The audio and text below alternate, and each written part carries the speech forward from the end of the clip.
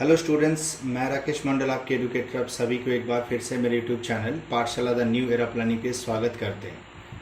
आज का जो वीडियो है वो सिलोजिज्म्स के ऊपर होने वाला है और वो भी आइदर और सेशन का आइदर और पार्ट आज हम लोग डिस्कशन करने वाले हैं। तो बहुत इंटरेस्टिंग पार्ट है, बहुत इंपॉर्टेंट पार्ट है सिलोजिज्म्स के लिए, बहुत कन्फ्यूजिंग पार्ट है। वैसे पूरे सिलोजिज्म ही कन्फ्यूजिंग है, कोई बात नहीं। आज वैसे भी पार्ट 5 होगा। इससे पहले ऑलरेडी 4 वीडियो सिलोजिज्म से रिलेटेड ऑलरेडी आ चुका है। बाकी थ्योरीज भी कंप्लीट करने में अभी भी 2 से 3 वीडियो लगेगा। अगर आप प्रीवियस वीडियो को अभी तक नहीं देखे हो तो पहले प्रीवियस वीडियो को कंप्लीट कर लो, उसके बाद आज का जो सेशन है उस सेशन को कंटिन्यू करना है, क्योंकि थ्योरी पार्ट है, थ्योरिटिकल टॉपिक है। मतलब अगर आप पहले से स्टार्टिंग से पढ़ाई नहीं करोगे तो आज का जो सेशन होगा वो नहीं समझ में आएगा। हाँ, अगर आप थोड़ा बहुत भी मतलब सिलोजिज्म जानते हो, सिर्फ आइदर और में कन्फ्यूज़न है, तो आप इस वीडियो को कंटिन्यू कर सकते हो। हम लोग सिर्फ आइदर और पार्ट को डिस्कशन करेंगे और पूरा क्लियर करेंगे। आज 2 पार्ट में करेंगे। पहले कुछ रूल्स है, वो रूल्स बता देंगे कि कब कहाँ पर क्या रहेगा, तब जाकर हम लोग आइदर और करेंगे। मतलब जो बेसिक जो तरीके हैं वो बता देंगे और उसके बाद उसे लॉजिकली एक्सप्लेन कर देंगे कि क्या लॉजिक होता है। मतलब थोड़ा डीपली जाएंगे, ठीक है। रूल से भी आप कर लोगे। रूल्स मतलब होता है ना कि एकदम स्टेप बाय स्टेप अगर आप करोगे तो आपको आंसर मिल जाएगा। बट सिर्फ आंसर मिलने से तो नहीं होगा, चीज़ों को समझना भी होगा। क्यों करते हैं हम लोग कोई भी चीज़ अगर सीखोगे तो उसके पहले मतलब उसके पीछे का रीज़न भी आपको पता होना चाहिए। तो क्यों करेंगे, मतलब कब करेंगे, उसका लॉजिकल एक्सप्लेनेशंस भी आपको सीखना होगा मेरे हिसाब से। तो चलिए वीडियो को स्टार्ट करते हैं। वीडियो को एकदम एंड तक अच्छे से देखो और जो भी एक्सप्लेनेशन हम दे रहे हैं उसे समझने की कोशिश करो। और अगर वीडियो अच्छा लगे तो प्लीज़ वीडियो को लाइक कर दीजिएगा। कमेंट सेक्शन पे कमेंट करिए कैसा लगा आपका ये वीडियो। और चैनल को अभी तक अगर सब्सक्राइब नहीं किया हो तो चैनल को भी सब्सक्राइब कर लीजिएगा। और ज़्यादा से ज़्यादा लोगों में आपके दोस्त, आपके भाई बंधु जो भी नीडी हैं, जिनको रीजनिंग पढ़ना है, तो उसे आप इस चैनल के बारे में ज़रूर बताइए। तो चलिए आज के जो सेशन है वो स्टार्ट करते हैं।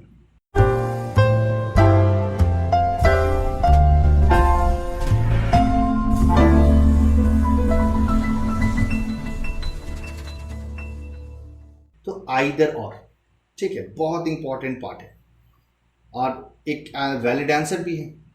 देखिएगा कि बैंकिंग में टोटल 5 ऑप्शंस देते हैं, ठीक है। ओनली वन फॉलो जो स्टैंडर्ड ऑप्शंस होते हैं। अगर वो 2 से अधिक अगर कंक्लूशंस देंगे तो ऑब्वियसली वहाँ पर वो मैनुअली ऑप्शंस देते हैं।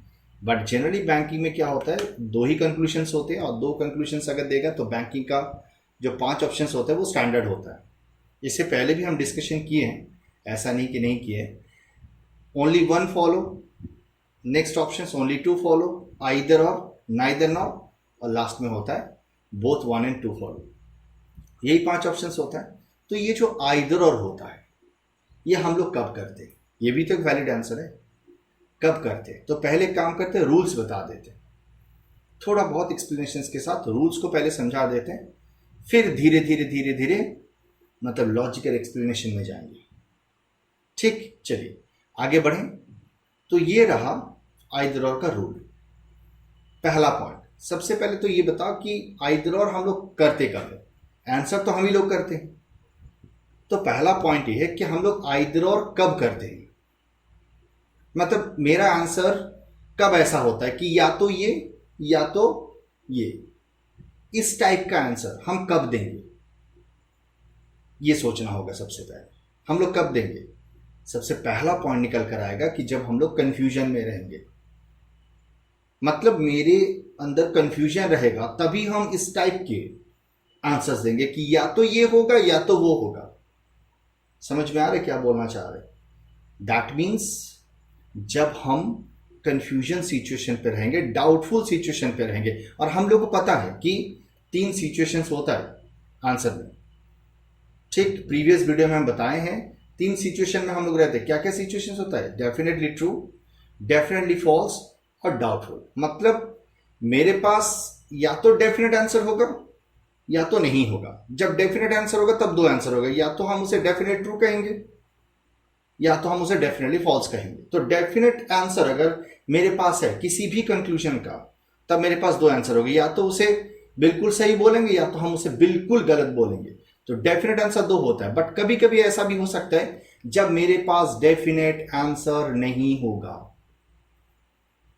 मतलब हम कंफ्यूजन में रहेंगे। डेफिनेट आंसर नहीं होगा का मतलब क्या है, मेरे पास कोई डेफिनेट आंसर नहीं होगा, दैट मीन्स हम कंफ्यूजन में रहेंगे, डाउट में रहेंगे, तभी हम लोग आंसर आइदर और करते हैं। सो सबसे पहला पॉइंट होता है, देखो यहां पर भी लिखा हुआ है रूल्स में, क्या लिखा है, both the conclusions should be in doubtful situation. मतलब पहला ही कंडीशन क्या है कि conclusion should be in doubtful situations. जिस कंक्लूजन का हम आंसर निकालेंगे सबसे पहले उसका आंसर होना चाहिए डाउटफुल, दैट मीन्स यहां पर कंफ्यूजन होना चाहिए उसका आंसर, बिल्कुल सही या तो बिल्कुल गलत नहीं होना चाहिए। ये दो मेरा आंसर नहीं होना चाहिए, डाउटफुल होगा। बट आप बोलोगे कि सर बोथ क्यों लिखा हुआ है? बोथ लिखा हुआ है क्योंकि सोचिए, या तो मतलब आइदर वन और टू, या तो वन या तो टू, दैट मीन्स कितने कंक्लूजन्स की जरूरत है, मोर देन वन कंक्लूजन्स। आइदर और अगर आपको आंसर करना है तो एक कंक्लूजन से आंसर नहीं होगा, मिनिमम आपके पास दो कंक्लूजन्स होना चाहिए। इनफैक्ट सिलोगिज्म में दो ही कंक्लूजन्स होता है। हम लोग इससे पहले आइदर और सिचुएशन इन इक्वलिटी चैप्टर में पढ़ाई किए थे, उसमें यहां पर हम लोग एक चीज ये भी देखने को मिला था कि more than one conclusions, but conclusions more than two भी होता था, तीन कंक्लूजन्स भी होता था। तीन कंक्लूजन्स मिलाकर भी हम लोग आइदर और करते थे। क्यों? क्योंकि वहां पर दो ऑब्जेक्ट के बीच पॉसिबल रिलेशंस दो से अधिक होता था, दैट्स वाई। बट सिलोगिज्म में नहीं होगा, सिलोगिज्म में दो कंक्लूजन्स मिलाकर ही हम लोग आइदर और करेंगे। So more than one and maximum दो ही कंक्लूजन, दैट्स वाई बोथ लिखा हुआ है। दोनों कंक्लूजन्स मिलाकर आइदर और करेंगे। और सबसे पहला कंडीशन क्या है कि दोनों कंक्लूजन को ही डाउटफुल होना पड़ेगा। अगर दो कंक्लूजन्स में से किसी भी कंक्लूजन्स का आंसर, कोई भी एक कंक्लूजन्स का आंसर भी डेफिनेटली ट्रू या तो डेफिनेटली फॉल्स होता है, तो मेरा आंसर आइदर और तो नहीं होगा। Clear to everyone? यहां पर नोट डाउन कर देते, जैसे मान लो कि कंक्लूजन्स यहां पर दिया हुआ है, एक एग्जांपल के साथ समझाते हैं। मान लो फर्स्ट कंक्लूजन दिया हुआ है some A is B. Conclusion 2 दिया हुआ है some A are not B. ठीक, तो ये फर्स्ट जो रूल है इसका मतलब ये हुआ कि इसका आंसर भी डाउटफुल होना चाहिए, इसका आंसर भी डाउटफुल होना चाहिए, सही और गलत नहीं होना चाहिए। अब डाउटफुल भी एक आंसर होता है, ये हम पहले ही वीडियोस में बता चुके हैं, है कि नहीं, कि डाउटफुल कब हम लोग आंसर करेंगे, सही कब करेंगे, गलत कब करेंगे। तो पॉइंट ये है कि दोनों को डाउटफुल होना पड़ेगा। कोई भी एक, मान लो ये दोनों में से किसी का भी आंसर, मान लो इसका सही हो गया या इसका गलत हो गया, या दोनों में दोनों सही हो गया या दोनों बिल्कुल गलत हो रहा है। बिल्कुल सही और बिल्कुल गलत अगर हो गया तो आइदर और मेरा आंसर नहीं होगा। क्लियर? यहां तक कोई कंफ्यूजन आई थिंक नहीं है। तो सबसे पहला पॉइंट हम डिस्कशन ऑलरेडी कर चुके हैं। पहला पॉइंट ये हुआ कि सबसे पहले दोनों ही कंक्लूजन्स को मिलाकर आइदर और होता है, दोनों कंक्लूजन्स का आंसर होना चाहिए डाउटफुल, पहला पॉइंट। दूसरा point, object should be same for two conclusions. Object means ये ए और बी, इन लोगों को हम लोग क्या कहते हैं, ऑब्जेक्ट्स कहते हैं। ए और बी यहां पर ऑब्जेक्ट्स हैं। अगर एक कंक्लूजन अगर ए और बी से है तो दूसरा कंक्लूजन भी ए और बी से ही होना चाहिए, मतलब ऑब्जेक्ट्स सेम होना चाहिए। अगर मान लीजिए कि एक कंक्लूजन में ए और बी दिया हुआ है ऑब्जेक्ट में, और दूसरे कंक्लूजन में ए सी या बी सी या ए डी कुछ भी अलग अगर दिया हुआ है, तो वहां पर भी आइदर और नहीं होगा सिचुएशन। क्यों? क्योंकि दोनों में ही ऑब्जेक्ट को सेम होना पड़ेगा। अगर फर्स्ट कंक्लूजन में अगर ए और बी है तो नेक्स्ट कंक्लूजन में भी ए और बी ही होना चाहिए। Clear to everyone? यहां तक भी कोई कंफ्यूजन? आई थिंक नहीं है। ऑब्जेक्ट को भी सेम होना पड़ेगा। अभी हम डीपली एक्सप्लेनेशन पे नहीं जा रहे, सिर्फ रूल्स को समझा रहे कि यहां पर अगर ए बी होगा तो दूसरा कंक्लूजन भी ए और बी ही होना चाहिए ऑब्जेक्ट। नेक्स्ट, थर्ड रूल क्या है? One of the three pairs should be present in the conclusions. One of the three pairs मतलब पेयर ऑब्वियसली आइदर और दो कंक्लूजन मिलाकर होगा, दैट मीन्स कुछ पेयर हैं जो आइदर और क्रिएट करते हैं। लॉजिकली देखा जाए ना तो ये सम सम नॉट, देखो पेयर लिखे हैं, सम सम नॉट का पेयर जो होता है वो कंप्लीमेंट्री पेयर नहीं होता, बट हम लोग को मानना पड़ता है। सब मानते हैं, हम लोग भी मानेंगे। तो तीन पेयर क्या क्या है? एक है सम सम नॉट, दूसरा है सम नो, और तीसरा है ऑल एंड सम नॉट। मतलब समझा देते हैं, डोंट वरी, इतना भी टेंशन नहीं लेना। पेयर का मतलब है कि एक कंक्लूजन अगर सम से है, जैसे देखो यहां पर जो एग्जांपल हम लिए, पहला जो कंक्लूजन है वो सम से है और दूसरा कंक्लूजन जो लिए वो सम नॉट से है। तो देखो अभी तक जो दो कंक्लूजन हम लिए हैं एग्जाम्पल के तौर पर, अगर हम स्टार्टिंग से देखेंगे तो पहला दोनों ही डाउटफुल है, तो फर्स्ट रूल सेटिस्फाई कर चुके हैं। सेकेंड रूल क्या है? ऑब्जेक्ट शुड बी सेम, वो भी सेटिस्फाई हो चुका है। अब थर्ड रूल ये है कि one of the three pairs, ये तीन पेयर में से एक पेयर यहां पर प्रेजेंट है। यहां पर सम सम नॉट का पेयर है, कंक्लूजन में सम सम नॉट का पेयर है। और देखो यहां पर ब्रैकेट में कुछ चीज हम लिखे हैं, वो ये है कि order does not matter. Order doesn't matter of the objects, object का ऑर्डर मैटर नहीं करते। ऑब्जेक्ट का ऑर्डर क्या है वो बता देते कि ऑर्डर मींस यहां पर देखो ए और बी, ये जो दो ऑब्जेक्ट है इसका ऑर्डर ये है कि ए पहले लिए बी बाद में लिए। सेकेंड कंक्लूजन में देखो यहां पर भी ए को हम पहले लिए बी को बाद में लिए, मतलब फर्स्ट कंक्लूजन में ए और बी का ऑर्डर ए के बाद बी, और सेकेंड कंक्लूजन में ए और बी का ऑर्डर दोनों में यहां पर सेम है। बट रूल बोल रहा है कि ऑर्डर अगर यहां पर चेंज भी होगा तो भी यहां पर मैटर नहीं करेगा, आइदर और हम लोग करेंगे। दैट मीन्स यहां पर अगर दोनों डाउटफुल है, दोनों में ऑब्जेक्ट अगर सेम है, तो मान लो सेकेंड कंक्लूजन, मान लो ये नहीं दिया है, दिया हुआ है कि सेकेंड कंक्लूजन मान लो दिया है कि some B are not A, some B are not A, but ये डाउटफुल है, इसका आंसर भी डाउटफुल ही आया है, तो भी ये दोनों को मिलाकर भी आइदर और होगा। ये दोनों को मिलाकर हम आंसर क्या करेंगे? आइदर और। क्यों? क्योंकि यहां पर ए और बी का देखो हम ऑर्डर चेंज किए, यहां पर ए पहले था बी बाद में है, बट यहां पर देखो बी पहले है ए बाद में है, तो यहां पर ए बी का ऑर्डर और यहां पर ए बी का ऑर्डर क्या है? सेम है? नहीं है। बट रूल क्या है कि जब पेयर सम सम नॉट का होगा या तो सम नो का होगा, ये दो पेयर में ऑर्डर मैटर नहीं करेगा। किस चीज का ऑर्डर? ना ऑब्जेक्ट का ऑर्डर मैटर नहीं करेगा। ऑब्जेक्ट यहां पर ऑर्डर पे रहे चाहे ना रहे कोई प्रॉब्लम नहीं है, हम लोग आइदर और करेंगे। आए बात समझ में? यहां तक कोई कंफ्यूजन नहीं है? आगे बढ़ सकते हैं। यहां तक अगर कोई कंफ्यूजन नहीं है तो आगे बढ़े। अब देखो और एक एग्जांपल ले लेते हैं। अगर मान लो यहां पर कंक्लूजन में लिया हुआ है, फर्स्ट कंक्लूजन लिए कि some A is B, some A is B. Second conclusion मान लो लिया है कि no B is A, no B is A. ये दो कंक्लूजन दिया हुआ है, ये दो कंक्लूजन मिलाकर आइदर और कब होगा? पहला, दोनों को डाउटफुल होना पड़ेगा, मतलब आइदर और कब होगा हम वो एक्सप्लेन कर रहे हैं। दोनों को डाउटफुल होना पड़ेगा, हो गया फर्स्ट रूल सेटिस्फाई।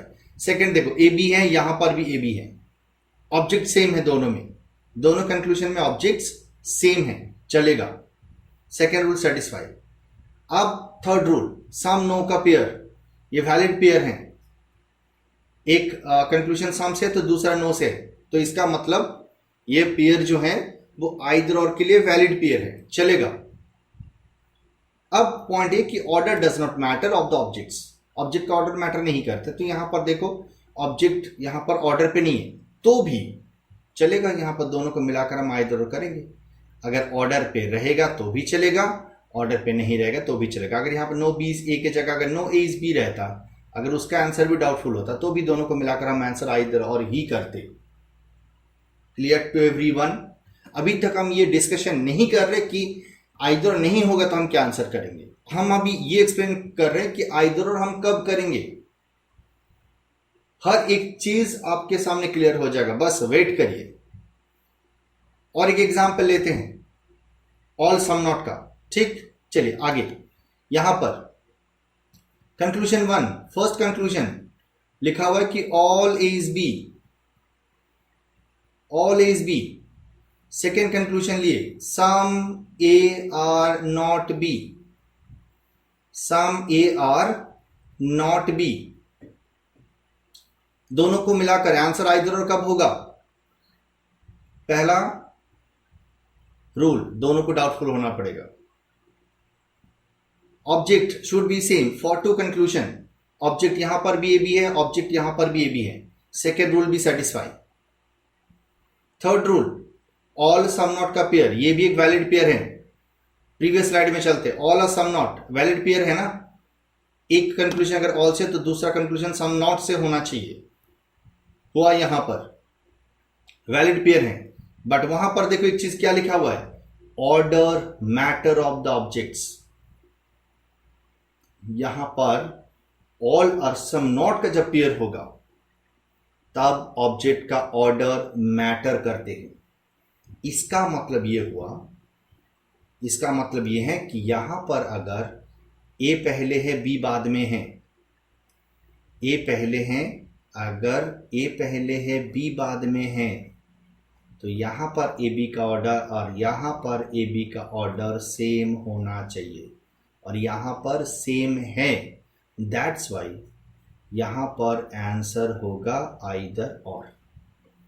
कोई कंफ्यूजन अभी तक तो नहीं है, बट देखो यहां पर अगर फर्स्ट कंक्लूजन से रहता ऑल ए इज बी, चलिए डाउटफुल है इसका आंसर। बट सेकेंड कंक्लूजन दिया हुआ है some B are not A, some B are not A, इसका भी आंसर डाउटफुल है। First rule satisfy, second rule भी सेटिस्फाई, दोनों में ऑब्जेक्ट सेम है। बट थर्ड रूल में क्या है ना कि ऑल सम नॉट का पेयर है, ठीक है। बट प्रॉब्लम ये है कि यहां पर सब कुछ होने के बाद भी इसका आंसर आइदर और नहीं होगा। क्यों? क्योंकि यहां पर ए बी का ऑर्डर और यहां पर ए बी का ऑर्डर सेम नहीं है। बट यहां पर रूल ये कहते हैं कि ऑल एंड सम नॉट का जब पेयर होगा तब ऑब्जेक्ट का ऑर्डर भी सेम होना चाहिए। अगर सेम नहीं होगा तो दोनों कंक्लूजन्स मिलाकर आंसर आइदर और नहीं होगा। अब पॉइंट ये होगा कि आइदर और नहीं होगा तो आंसर क्या करेंगे। अब यहां पर आइदर और तो नहीं होगा क्योंकि रूल के अकॉर्डिंग अगर देखें हम तो मतलब रूल्स यही कहते कि इसका आंसर आइदर और नहीं होना चाहिए, आइदर और तो हम करेंगे नहीं। तो पॉइंट है कि आइदर और अगर हम नहीं करेंगे तो करेंगे क्या। आइदर और अगर हम लोग नहीं करते तो आंसर होता है नाइदर नॉर। तब हम लोग कहेंगे कि neither one nor two follow, neither one nor two follow, ये होगा मेरा आंसर। तो आइदर और नहीं होगा तो क्या आंसर होगा वो तो हम बता दिए, नाइदर नॉर। वो तो समझ में आ गया, रूल्स भी समझ में आ गया कि कब ऑर्डर मेंटेन करना है ऑब्जेक्ट का, कब ऑर्डर मेंटेन नहीं करना है। मतलब रूल्स के अकॉर्डिंग जो भी चीजें समझना था वो हम लोग समझ चुके हैं। बट कुछ चीजें अभी भी समझना है कि क्यों यहां पर आइदर नहीं होगा ऑब्जेक्ट मेंटेन ना करने से, सॉरी ऑब्जेक्ट का ऑर्डर मेंटेन ना करने से। क्यों नहीं होगा? कोई तो रीजन होगा। बिना रीजन के तो रीजन ही नहीं होता है। होता है बताइए? नहीं तो इस सब्जेक्ट का नाम रीजनिंग क्यों होता? वैलिड रीजन के बिना रीजनिंग नहीं होता इस सब्जेक्ट का नाम। तो कोई तो रीजन होगा कि यहां पर ऑर्डर मेंटेन करने के लिए क्यों बोलते हैं। क्यों सम नॉट के पेयर या तो सम नो के पेयर में ऑर्डर मेंटेन करने के लिए नहीं कहा जाता है, ऑल सम नॉट के लिए ही क्यों किया जाता है, क्यों बोला जाता है कि नहीं यहां पर ऑर्डर मेंटेन करना जरूरी है, ऑर्डर आपको यहां पर ऑब्जेक्ट का ऑर्डर मेंटेन करना ही होगा, क्यों कहा जाता है। सो यही सब चीजें हम लोग सीखेंगे, और यही सब चीजें जब सीखने जाएंगे ना तभी हम लोग पूरा आइदर और का जो लॉजिकल एक्सप्लेनेशन है वो सब समझ जाएंगे। दो चीजें, पहला पॉइंट ये है कि यहां पर ऑर्डर मेंटेन करने के लिए क्यों कहा जाता है, इसे अगर हम एक्सप्लेन करेंगे तो पूरा आइदर और को समझ जाएंगे, क्योंकि इसके अंदर ही सब कुछ है।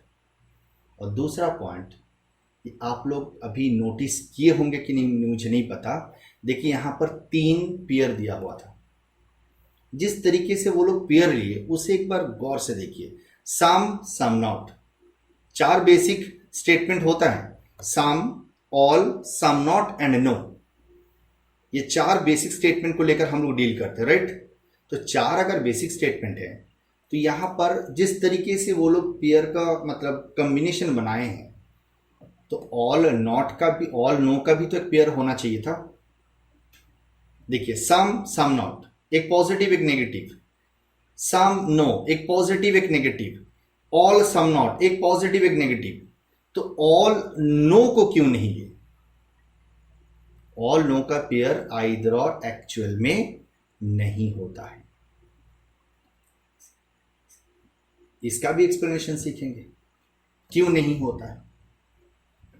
तो एक एक करके अब आते हैं लॉजिकल एक्सप्लेनेशन पे। अब ध्यान से सुनिएगा, रूल समझ गए सीधा। मतलब अगर आप होता है ना कि 15 मिनट में आइदर और सीखना है तो सीख गया आप लोग, 15 मिनट में आइदर और करना। अगर आपको कुछ लॉजिक नहीं समझना है तो यहां तक अगर आप वीडियो देखेंगे तो भी आप आइदर और कर देंगे, कुछ नहीं, आप आंसर निकालोगे, आंसर डाउटफुल होना चाहिए, पहला point. Both the conclusion should be in doubtful situation, first rule. Second rule, object should be same for the 2 conclusions, दोनों कंक्लूजन में ऑब्जेक्ट सेम होना चाहिए। और थर्ड रूल क्या था, one of the 3 pairs should be present in the conclusions. Clear हो गया sir? ये 3 रूल ही तो है, ये 3 रूल अगर जस्टिफाइड हो रहा है कंक्लूजन्स का, जब आप आंसर निकाल रहे हो आइदर और कर दीजिए, आइदर और अगर नहीं हो रहा है तो उसे नाइदर नॉर करिए। बस ये ध्यान में रखना कि लास्ट रूल जब अप्लाई करेंगे तब सम, सम नॉट और सम नो के पेयर के लिए ऑर्डर मेंटेन होगा तो भी चलेगा ऑब्जेक्ट का, और अगर ऑर्डर मेंटेन अगर नहीं भी करेंगे तो भी चलेगा, बट ऑल और सम नॉट के लिए ऑर्डर मेंटेन करना ही होगा। बस इतना ही हो जाएगा आपका आइदर और, प्रॉब्लम नहीं होगा। अगर सारा रूल सेटिस्फाई हो रहा है तो उसका आंसर आइदर और करिए, अदरवाइज नाइदर नॉर कर दीजिए, बात खत्म। तो चलिए अभी हम लोग थोड़ा डीपली समझते हैं आइदर और को, मतलब उसका लॉजिकल एक्सप्लेनेशन को समझते हैं कि क्यों करते हैं। ओके, देखो सबसे पहला पॉइंट हम क्या बोले कि कंफ्यूजन में रहेंगे तभी हम लोग आइदर और देंगे। बात को समझो, अगर मेरे पास कोई भी कंक्लूजन का आंसर अगर डेफिनेट होगा तो हम कभी भी आइदर और बोलेंगे, डेफिनेटली ट्रू होगा तो हम क्या बोलेंगे, नहीं ये बिल्कुल सही है। अगर डेफिनेटली फॉल्स होगा तो हम क्या आंसर देंगे, किस तरीके से आंसर देंगे, नहीं ये जो कंक्लूजन दिया हुआ है ना ये बिल्कुल गलत है। सो डेफिनेटली ट्रू या तो डेफिनेटली फॉल्स अगर मेरा आंसर होगा तो कभी भी हम लोग इस तरीके से आंसर नहीं देंगे कि या तो ये या तो वो। ये जो आंसर है ना ये कंफ्यूजन का आंसर है, तो डाउट में होना पड़ेगा। डाउटफुल सिचुएशन पे हम होंगे तभी हम आंसर आइदर और देंगे। इजीली समझना है तो सबसे पहले ना हम लोग इनइक्वालिटी को यहां पे लाते हैं, और इसीलिए हम इनइक्वालिटी चैप्टर को पहले पढ़ाए सिलोगिज्म से। इसके पीछे रीजन ये था कि जब हम इनइक्वालिटी पढ़ा रहे थे तब भी देखिएगा आप लोग कि हम बताए थे कि इनइक्वालिटी ही एक ऐसा प्लेटफॉर्म है जहां पे हम लोग हर एक चीज को सीख सकते बहुत इजीली, और जो भी चीज इनइक्वालिटी में सीखेंगे हर एक चीज हम लोग को सिलोगिज्म में भी सीखना होगा। बट यही एक प्लेटफॉर्म है जहां पर हम लोग इजी कंसेप्ट में सीख सकते हैं, क्योंकि वहां पर जो लॉजिक क्रिएट होता है ना इनइक्वालिटी में वो बहुत इजी होता है, समझने में भी बहुत इजी होता है। समझाते हैं, देखो अगर आइदर और हम लोग करते कब है, जब 2 ऑब्जेक्ट के बीच ना मोर देन 1 रिलेशंस प्रेजेंट होता है, और मोर देन 1 रिलेशंस प्रेजेंट होता है तभी हम लोग बोलते हैं कि दो ऑब्जेक्ट के बीच कुछ पॉसिबल रिलेशंस है। मोर than one relation, that means possible relations. दो ऑब्जेक्ट के बीच एक रिलेशन एग्जिस्ट होगा, दैट मीन्स डेफिनेट रिलेशन। दो ऑब्जेक्ट के बीच एक रिलेशन एग्जिस्ट होने का मतलब है कि वो डेफिनेट रिलेशन है। अगर ए और बी के बीच सिर्फ ये रिलेशन एग्जिस्ट है, एक रिलेशन, तो हम बोलेंगे कि ए बी से बड़ा ही होगा, दैट मीन्स डेफिनेट रिलेशन। ये हो गया डेफिनेट रिलेशन। बट अगर ए और बी के बीच और भी जो इनइक्वालिटी में कितने रिलेशन, तीन रिलेशन पॉसिबल रिलेशन, ये भी प्रेजेंट होगा, ये भी प्रेजेंट होगा, तब हम लोग क्या बोलेंगे, प्रेजेंट हो सकते हैं। सो देखो, अगर इनइक्वालिटी के अकॉर्डिंग सोचेंगे तो ए और बी के बीच मैक्सिमम पॉसिबल रिलेशंस तीन हो सकते हैं। तीन से अधिक तो नहीं होगा ना। चौथा कुछ रिलेशन आएगा ए और बी के बीच? नहीं आएगा। होगा तो या तो ए बी से बड़ा होगा, या तो बी ए से बड़ा होगा, या तो ए और बी बराबर होगा। सो मैक्सिमम पॉसिबल रिलेशंस ए और बी के बीच कितने क्रिएट हो सकते हैं? तीन, अकॉर्डिंग टू द इनइक्वालिटी। अब बात यह है कि एक से अधिक रिलेशन अगर एग्जिस्ट होने वाला है तभी हम लोग आइदर वहां पर यूज करेंगे। Clear to everyone? यहां तक तो कोई कंफ्यूजन नहीं है। सो यहां पर भी ऐसा ही है। सिलोगिज्म में क्या है, मोर देन वन रिलेशन एग्जिस्ट होगा। मोर देन वन रिलेशन से एग्जिस्ट होगा, जैसे कि या तो दो ऑब्जेक्ट के बीच सम हो सकता है, या तो दो ऑब्जेक्ट के बीच सम नॉट हो सकता है। या तो दो ऑब्जेक्ट के बीच सम हो सकता है, तो या तो दो ऑब्जेक्ट के बीच नो हो सकता है। या तो ऑल हो सकता है, या तो सम नॉट हो सकता है। यहां पर क्या है ना, सिलोगिज्म में मोर देन टू रिलेशन नहीं है, दो ही रिलेशन मैक्सिमम एग्जिस्ट हो सकते हैं दो ऑब्जेक्ट के बीच। अब ये जो दो रिलेशन है ना, ये दो रिलेशंस कंप्लीमेंट्री रिलेशंस होता है। कंप्लीमेंट्री मींस या तो ये होगा या तो वो होगा, तीसरा कुछ नहीं होगा सिलोगिज्म में। या तो दो ऑब्जेक्ट के बीच ऑल का रिलेशंस रहेगा, या तो ऑल का होगा, अगर ऑल का नहीं होगा तो सम नॉट का होगा। ये दोनों में से कोई एक होगा। बट यहां पर एक चीज सोचने वाली बात है, जो यहां पर एक्चुअल लॉजिक है। रिलेशंस मोर देन वन ऑब्जेक्ट के बीच एग्जिस्ट हो सकता है, कोई प्रॉब्लम नहीं है। बट एट ए टाइम, एक समय में एक ही रिलेशंस को आप सही मान सकते हो। जैसे कि ए और बी के बीच अगर मुझे पता नहीं है तो तीन रिलेशंस ए और बी के बीच एग्जिस्ट हो सकता है, तीन रिलेशंस पॉसिबल हैं। बट एट ए टाइम कोई एक ही रिलेशन सही होगा ना। अगर हम ए और बी के बीच ए ग्रेटर देन बी को सही मान रहे हैं, अगर हम इसे सही मानते तो बाकी दो रिलेशन उस टाइम तो सही नहीं होगा। क्या ये लॉजिकली हो सकता है कि ए और बी के बीच, मतलब दोनों ही एक दूसरे से बड़े हैं, ए भी बी से बड़ा है और बी भी ए से बड़ा है? क्या ऐसा हो सकता है? नहीं हो सकता है ना। बात समझ रहे हो कि क्या ऐसा हो सकता है? ये लॉजिकली सही है? क्या दोनों ही एक दूसरे से बड़े हो सकते हैं? लॉजिकली ये सही होगा? नहीं होगा। एट ए टाइम कोई एक ही रिलेशन सही हो सकता है। अगर हम ए को बी से बड़ा ही मान रहे हैं, अगर हम मान लिए कि ए बी से बड़ा है, तो बी ए से बड़ा नहीं हो सकता और बी और ए बराबर भी नहीं हो सकता। इस बात को समझो। पॉसिबल रिलेशंस में से कोई एक ही रिलेशंस एट ए टाइम, एक समय में कोई एक ही रिलेशन सही हो सकता है। जब एक रिलेशन सही होगा तब दूसरा रिलेशन सही नहीं हो सकता है। यही है आइदर और का मेन लॉजिक। और यही लॉजिक सम सम नॉट का जो पेयर है वो जस्टिफाई नहीं कर पाते। बट हम लोग सम सम नॉट को भी आइदर और का पेयर मानते हैं। बात समझ गए? यही है ऑर्डर, और यही कारण है जिसके वजह से ऑर्डर भी मेंटेन करने के लिए कहा जाता है। समझा देते हैं। देखो, सम ए इज बी, ये तो गलत पेयर है ना। हम लोग मानते हैं, अलग बात है, मानेंगे, लेकिन हम लोग सम सम नॉट को भी आइदर और का पेयर मानेंगे। अगर सम सम नॉट दिया हुआ एक क्वेश्चन में तो सम सम नॉट को मिलाकर आइदर और करेंगे। बट लॉजिकली कहां पर गलत होता है वो समझा देते हैं। जैसे देखो, सम ए इज बी, एक कंक्लूजन मान लो दिया हुआ है some A is B, conclusion 1, और कंक्लूजन 2 में लिखा हुआ है नो ए इज बी। ठीक, दोनों में से कोई एक ही रिलेशन एक समय में सही हो सकता है। जैसे कि अगर हम दो ऑब्जेक्ट के बीच सम ए इज बी को सही मानते हैं, बात को समझो, अगर हम मान ली कि ए और बी के बीच थोड़ा सा रिलेशन है तो नो का रिलेशन कभी सही होगा? ये दो पेयर मिलाकर अगर आइदर और क्रिएट करते हैं तो दैट मीन्स ये दोनों पेयर होता है एक दूसरे के कंप्लीमेंट्री पेयर। कंप्लीमेंट्री मीन्स एक अगर सही होगा तो दूसरा सही नहीं होगा। अगर सम ए इज बी को अगर हम सही मानते तो नो ए इज बी कभी सही होगा? अगर आप मान ही लियो कि ए का थोड़ा सा पार्ट बी है तो ए का कोई भी पार्ट बी नहीं है, क्या ये सही होगा? नहीं होगा। सिमिलरली देखो, अगर हम नो ए इज बी को सही मानते हैं, अगर हम नो ए इज बी को सही मानते तो कभी भी सम ए इज बी सही होगा?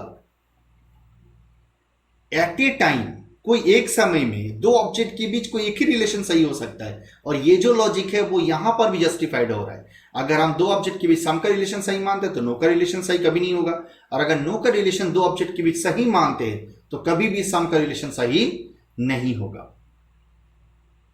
ठीक, अब रही बात ऑर्डर की, यहां पर ऑर्डर मेंटेन करने के लिए नहीं कहा जाता। ऑर्डर मेंटेन नहीं भी करेंगे तो भी आइदर होता है। क्यों क्यों ऐसा कहा जाता है? उसके पीछे रीजन जानते हो क्या है?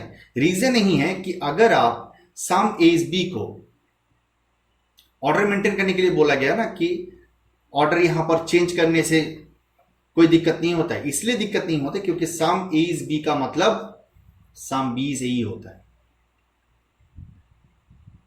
सम ए इज बी का डायग्राम क्या है? ये है ना सम ए इज बी का डायग्राम। अब बताओ सम बी इज ए का डायग्राम क्या होगा? यही होगा ना।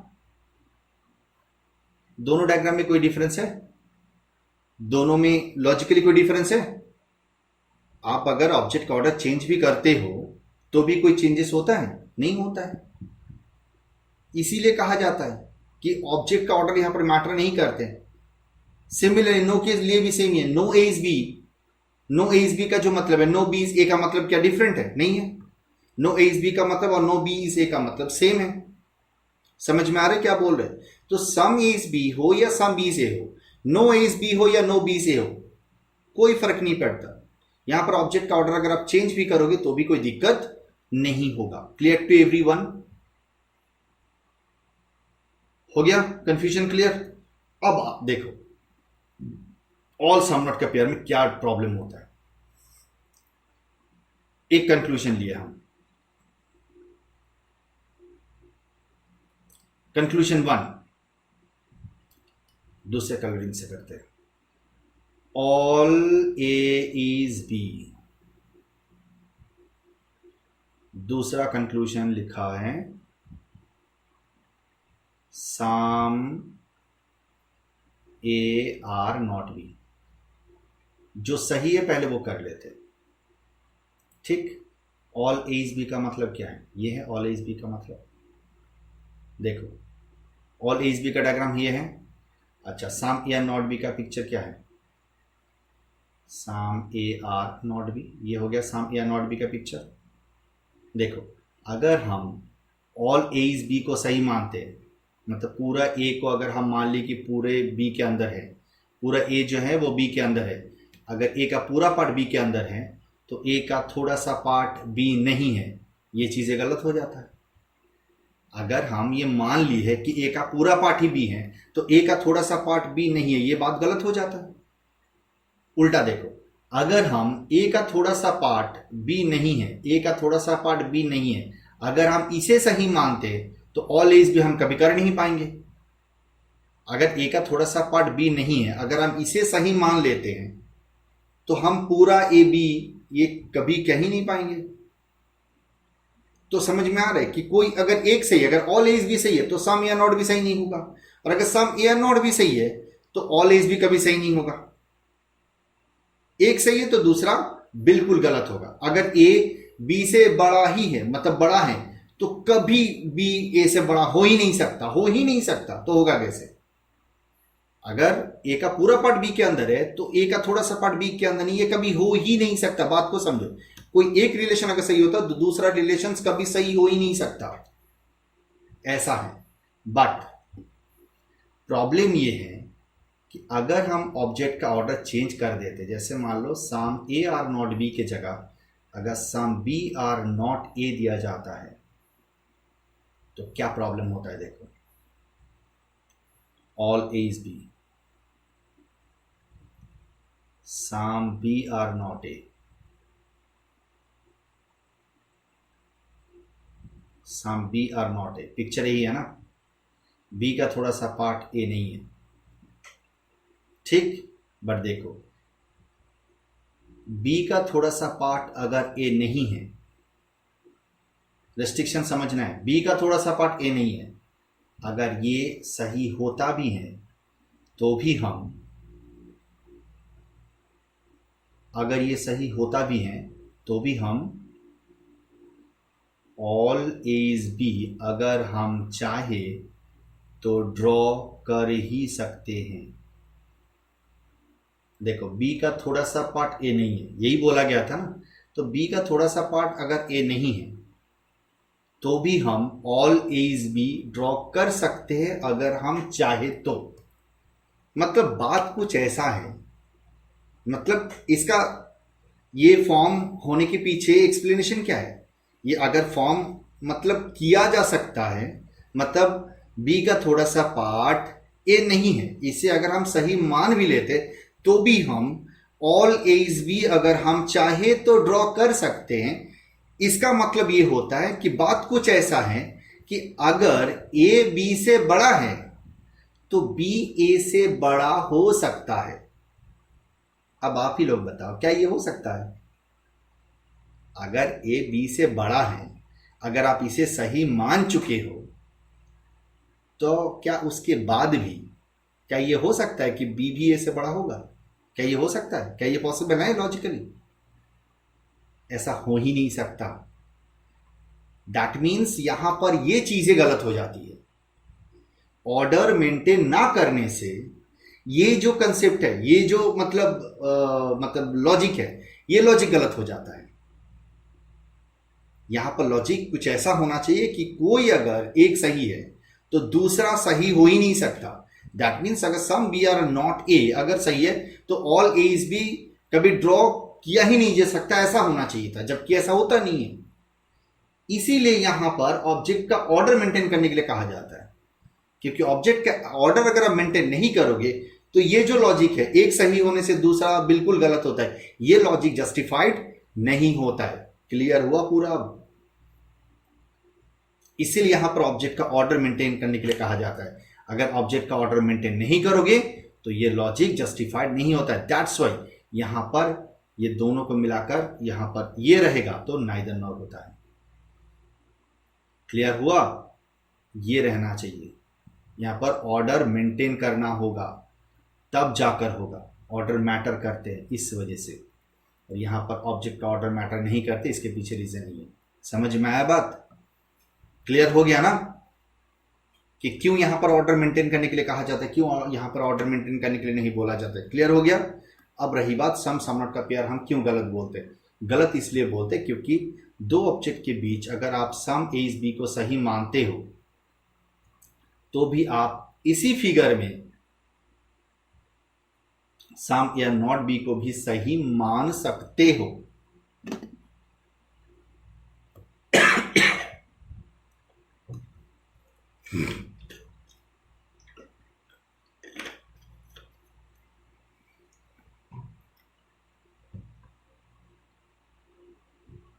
समझे क्या बोले? कि अगर आप सम ए इज बी को सही मानते हो तो उसी फिगर में आप सम ए आर नॉट बी को भी सही मान सकते हो। अब बताओ, एक को सही मानने से दूसरे को भी सही मान सकते हो, क्या ये लॉजिक सही है? नहीं है ये सही लॉजिक। फिर भी हम लोग को मानना पड़ता है। सम सम नॉट का लॉजिक जो है, पेयर जो है, वो हम लोग को आइदर मानना पड़ता है, जबकि ये लॉजिकली सही नहीं होता आइदर का। हम लोग लेंगे ये 3 पेयर लेंगे। आई थिंक अब कोई कंफ्यूजन नहीं है, तो डाउट में रहना होगा। बिना डाउट के तो आइदर क्रिएट नहीं होता है, ये भी एक रीजन है। और दूसरा रीजन ही है कि दो अगर कंप्लीमेंट्री पेयर मिलाकर अगर आइदर होता है तो दोनों में से कोई एक को अगर आप सही मानते हो तो दूसरा सही नहीं होगा। अगर ये सही है तो दूसरा कभी सही नहीं हो सकता। दो ऑब्जेक्ट के बीच दो रिलेशन में से कोई एक ही रिलेशन एट ए टाइम सही हो सकता है। That's the logic. और इसी वजह से सम नॉट के पेयर में या सम नो के पेयर में ऑर्डर मेंटेन करने के लिए नहीं कहा जाता, बट ऑल सम नॉट के लिए ऑर्डर मेंटेन करने के लिए कहा जाता है। Clear to everyone?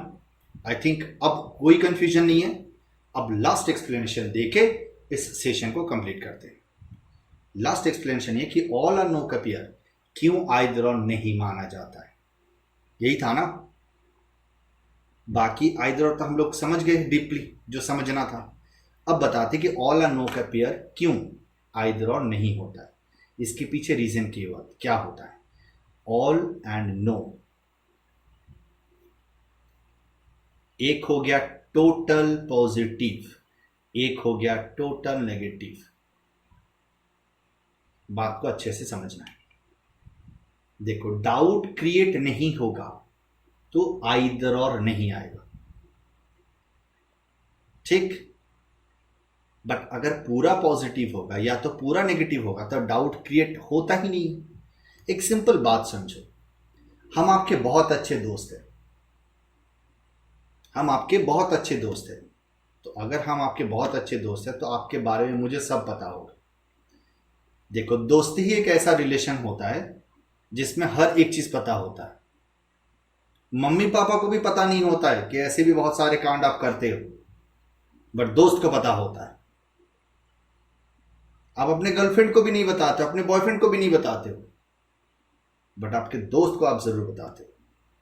तो दोस्त एक ऐसा रिलेशन होता है जिसके पास हम लोग का सब खबर होता है, हर एक चीज हम लोग शेयर करते हैं। जनरली आप अलग हो सकते हो, बट जनरली हम लोग दोस्त को सब चीज बताते हैं, हर एक चीज तो दोस्त के साथ ही करते हैं। तो अगर हम आपके बहुत अच्छे दोस्त हैं तो आपके बारे में मुझे सब पता होगा, और आपके बारे में मुझे अगर सब पता होगा तो किसी भी चीज को लेकर मेरे अंदर कोई डाउट रहेगा ही नहीं।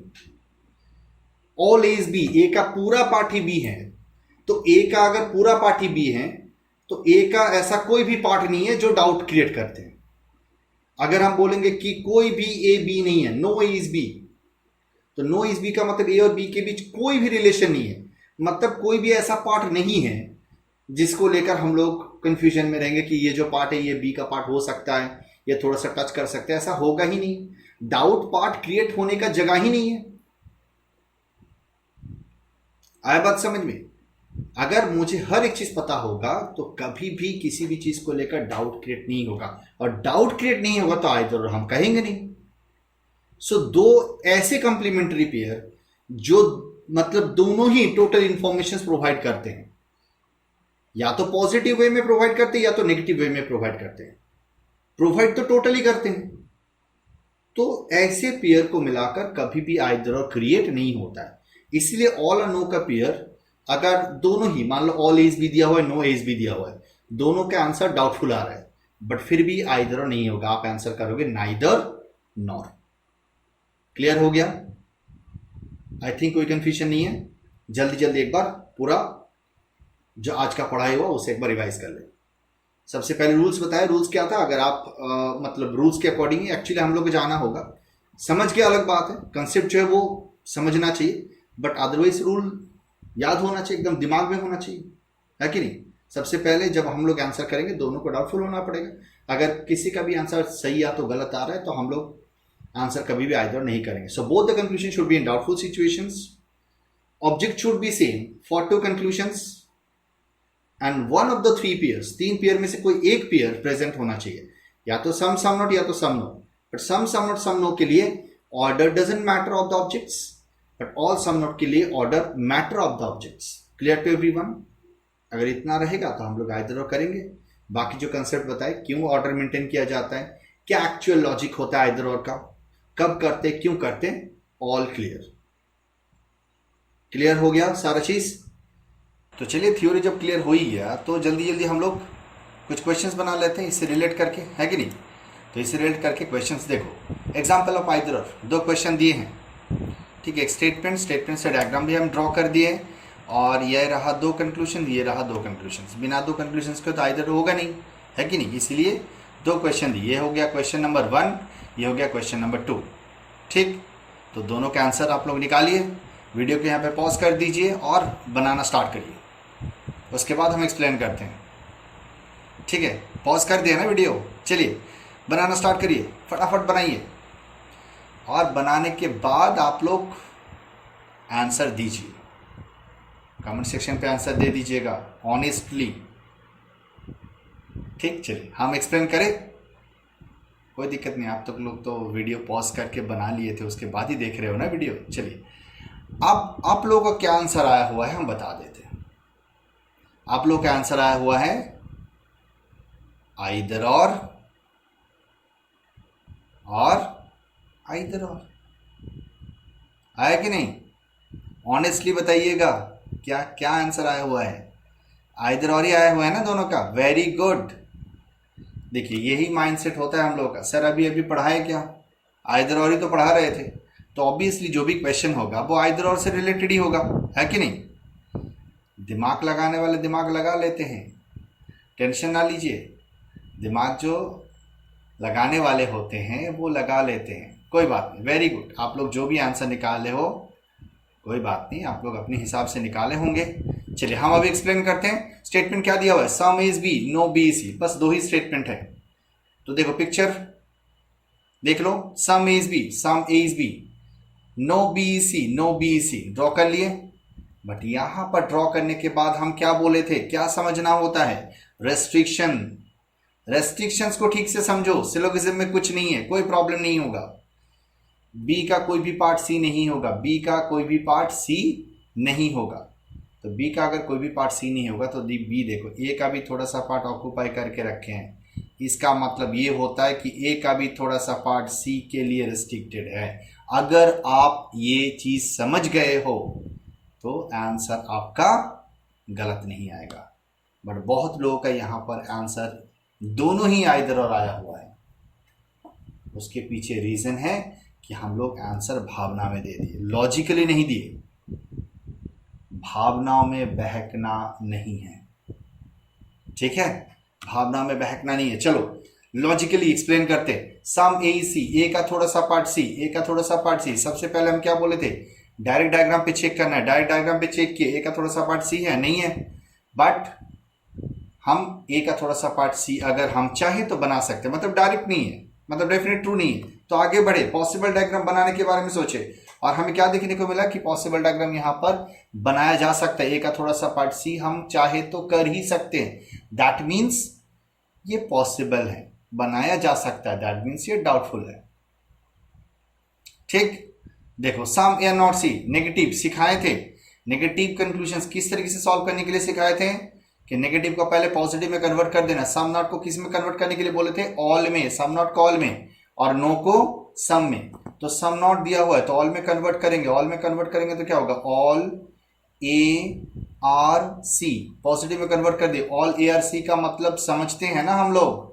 ऑल ए आर सी का मतलब क्या है? ऑल ए आर सी का मतलब ये हुआ पूरा ए जो है वो सी के अंदर आना चाहिए, पूरा ए सी के अंदर आना चाहिए। बात को समझो, पूरा ए को सी के अंदर आना चाहिए। क्या ये है होगा?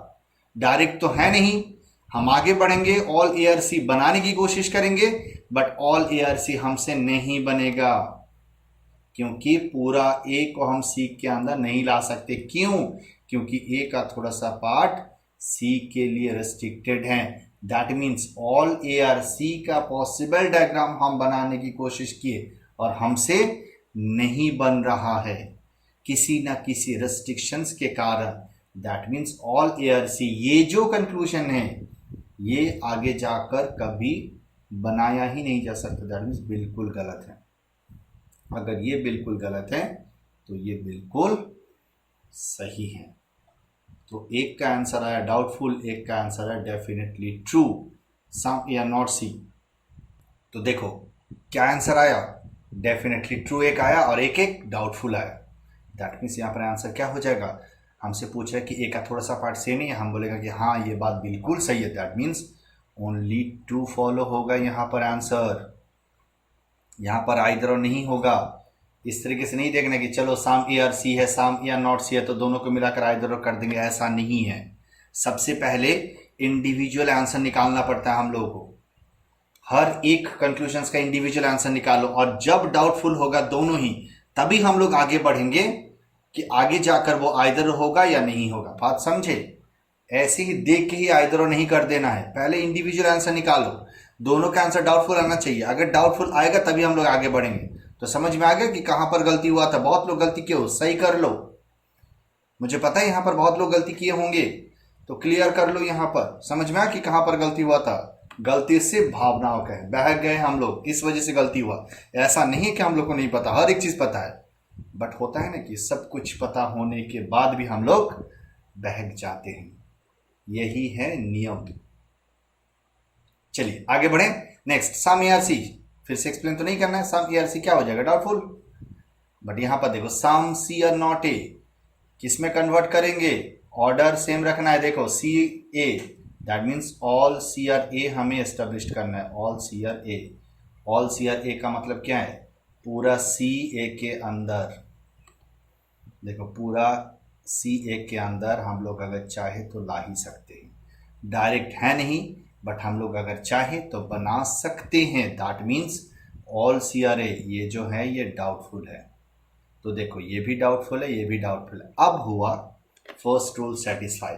अगर फर्स्ट रूल सेटिस्फाई होगा तो आगे हम लोग बढ़ेंगे, ठीक, आगे बढ़ेंगे। नेक्स्ट रूल क्या है, दोनों में ऑब्जेक्ट सेम होना चाहिए। ऑब्जेक्ट दोनों में सेम है, एक में AC, इसमें भी AC है, तो ऑब्जेक्ट सेम है। सेकेंड रूल भी satisfy. Third rule, one of the three pairs, एक है सम से, दूसरा है सम नॉट से, तो तीन पेयर में से एक पेयर यहां पर प्रेजेंट है। क्लियर? और पेयर जब सम सम नॉट का है तब ऑर्डर मेंटेन करने की आवश्यकता नहीं है। ऑर्डर अगर मेंटेन नहीं भी होगा तो भी चलेगा ऑब्जेक्ट का। यहाँ पर ऑब्जेक्ट का ऑर्डर मेंटेन नहीं है तो भी कोई फर्क नहीं पड़ेगा। तो दोनों को मिलाकर आंसर क्या देंगे, आंसर देंगे आइदर और। अब क्लियर हुआ? तो यहाँ पर जो क्वेश्चन हम दिए थे, पहले जो दो पेयर था दोनों को मिलाकर आंसर आएगा ओनली टू फॉलो, और सेकंड में जो दो कंक्लूजन दिए थे उसमें आंसर होगा आइदर और। क्लियर हुआ सभी को? आई थिंक और कोई कंफ्यूजन नहीं है। तो आइदर और भी समझा दिए और उससे रिलेट करके एक एग्जांपल भी बता दिए। आई थिंक जो भी प्रॉब्लम क्रिएट हो रहा था आप लोगों का आइदर और को लेकर, अब आगे जाकर नहीं होगा। इस वीडियो सेशन को यहीं पे खत्म करते हैं। तो चलिए मिलते हैं अगले सेशन पे। अगर वीडियो अच्छा लगा है तो प्लीज वीडियो को एक लाइक जरूर कर दीजिएगा। कमेंट सेक्शन पे आप लोग कमेंट करिए। चैनल को अभी तक अगर सब्सक्राइब नहीं किया तो सब्सक्राइब करिएगा और ज्यादा से ज्यादा लोगों में शेयर करिए इस चैनल के बारे में। बस इतना सही गुजारिश है। तो चलिए इसी के साथ वीडियो को खत्म करते हैं। अच्छे से रहिए आप लोग, अच्छे से पढ़ाई करिए, आगे बढ़िए। जय हिंद, जय Bharat. Thank you everyone, thanks for watching, bye bye.